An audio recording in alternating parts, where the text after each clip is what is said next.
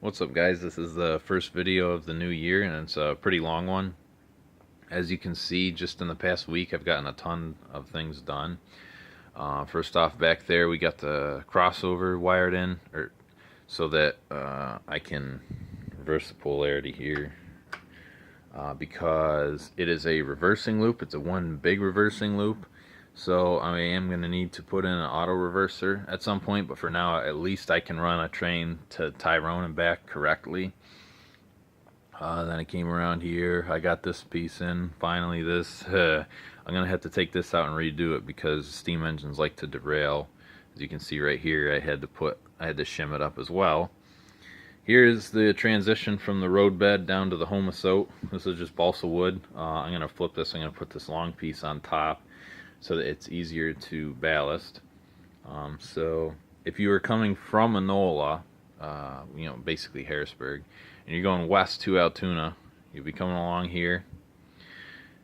This middle track is actually the arrival departure track. The outside one is the Altoona main line, the one going from Enola through Altoona towards Pitcairn.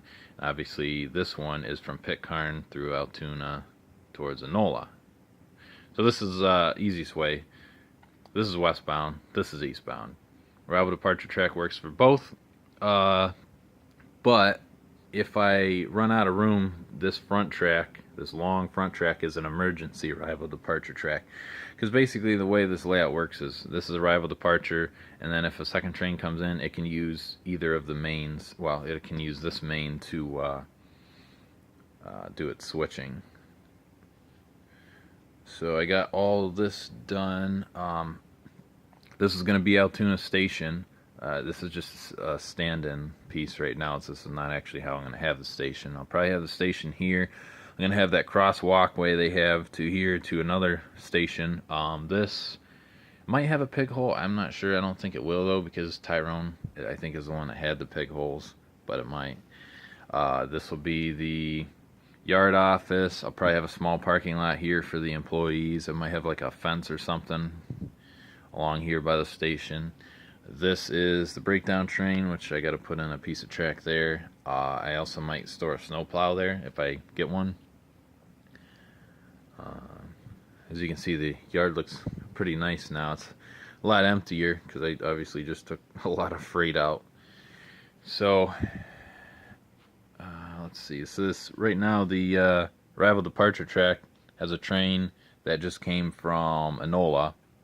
I ran around the layout, brought it in, and then I have a couple cars to drop off and a couple to pick up. And this is Altoona Depot. I think I've showed you this before, but actually at least have the track in and some cars there. That Y, the part that doesn't have a piece of track, is going to be a switching lead that goes down to that curved turnout down there. That will be about 3 or 4 feet, which will give me room for about 3 or 4 freight cars. Actually more like 4 or 5 freight cars I can switch at any given time, which is good. And I have that shim that I gotta work on. Main line's gonna go back there. Right where that riser is gonna be that left-handed curve turnout, and then over by the foam is gonna be a right-handed curve turnout, and that'll be the crossover from Pitcairn. So you'll be coming down, you'll hit the crossover, and you'll pull into the arrival departure track, and then that way, if something's coming from Enola, it can still pass here, or if a train from Enola needs to arrive, it can still park here, because, as I said, I'll use the main line for switching. I can use the main line for arrival departure just because of the way it's laid out, or worst case scenario, I use this track. So now I want to show you the way I do my work in the yard. As you can see, I have them numbered. Track 1, track 2 and 3 are bracketed, 4 and 5 are bracketed, 6 and 7 are bracketed.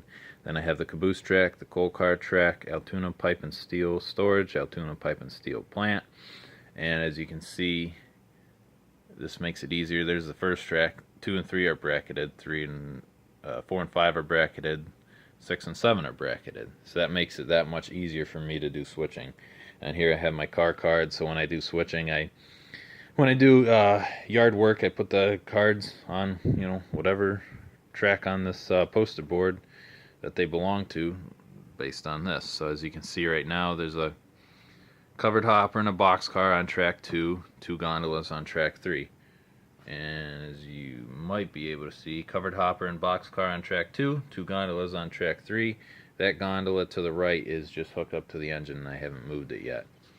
So I kind of like the idea of that I built. And and also this is the depot. I just moved them all to the right for the depot. But it's working out pretty well. As you can see, Altoona Pipe and Steel actually is now on track 7 because these are a gondola filled with steel pipes headed to Enola. So the next train that comes down from Pitcairn, they'll pick up that car and put it on their train and go. Now I'm over in the Tyrone paper mill area, and I'm not going to show you Horseshoe Curve right now. It's obviously back there just because I'm still kind of working on that idea. But what's going to happen is where that tunnel portal is, I got to cut the foam off of it because that was from an old layout. I'm going to put the tunnel portal basically where it is for Tyrone back there. And then this track is basically going to be the way it is for going to and from the curve. So what's going to happen is the curve is going to be nice and high. If you can see that foam, it's going to be even higher than that. Or the curve. The mountain for the curve is going to be nice and high when it comes over. And then it's going to kind of drop off. So the angle is going to be much better. So instead of having to bring the angle down the whole way, I can make it even steeper and then have a rock wall. So what I'm going to do is have a rock wall on the back side of the mountain. That way I can get the mountain really high so that it looks nice, because I want a really nice, probably 2 or 3 foot tall mountain right here for I forget what mountain that is for Horseshoe Curve. And then obviously I think it's the Allegheny Mountain. That'll be really high because I don't have a backside. I don't need a backside to it. I can just take it up as high as I want. This obviously I need a backside, so I'm gonna make it steep, but then I'm gonna make a big rock wall so that I can make the mountain higher rather than having to bring it down the whole way and have a nice gradual decline. So that's the plan for the backside of Horseshoe Curve. There is the Tyrone Depot. I'm going to leave this coal storage plant where it is and just have a little parking lot. I might put what's it? Is it a coal vent? I can't think of the name right now. It's early in the morning, but I'm going to have the ability to drop off coal cars there to get them loaded into there. And I don't know where I put it. It must be in here. Yeah, they are. I got the wood grade crossing. I'm going to start painting those and working on them and putting them. They're not going here, but they're going somewhere on the Tyrone loop. And they look really nice, so I'm happy with them. And the last thing I want to show you is my plan for ballasting the yard. This, I tried painting it. I don't really like how it looks. This will be how I ballast the coal mine. This is black medium ballast, I think. And then this is stuff from Scenic Express, which at first I did not like, and I mean, you can see that the stuff comes up easy, which I don't really like, but I can just glue that better. But I figured that would look pretty good for the yard. It's kind of that dark gray look that freight yards had in the 40s and 50s when there was diesel and steam mixed. So I think that'll look pretty good for the yard. And at this point, I got a lot done, but I still have a lot more to do. In the next week, I plan on taking the main lines the whole way around underneath the curve.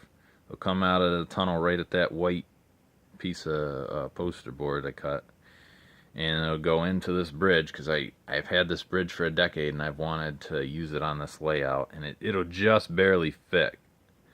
It'll go around up through Horseshoe Curve.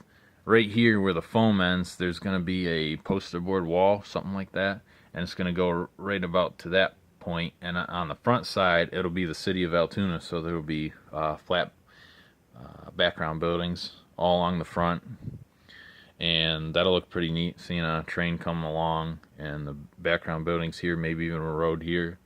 And then on the other side, will just be a mountain. So at either seam, so over here where that poster board ends, I might have a little bit of scenery on the Altoona side and a little bit of scenery on the Horseshoe Curve side, so you can't really tell that that's just a poster there, that it's a divider. It'll look, the transition will be pretty good. And then I'm going to have a river come from here, obviously on this side of the poster, so I don't have to actually have it go anywhere. It can look like it's coming out of the mountains. The river's gonna, or the river or stream, whatever I'm gonna call it, is gonna go underneath the bridge into the pit. Actually, that might be the river for the Lake Altoona.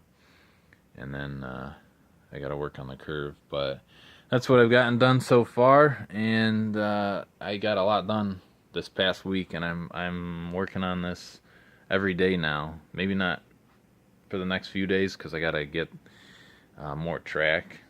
I gotta wait for that to come in the mail, but this is what I got done, and I should have another video in another week or two.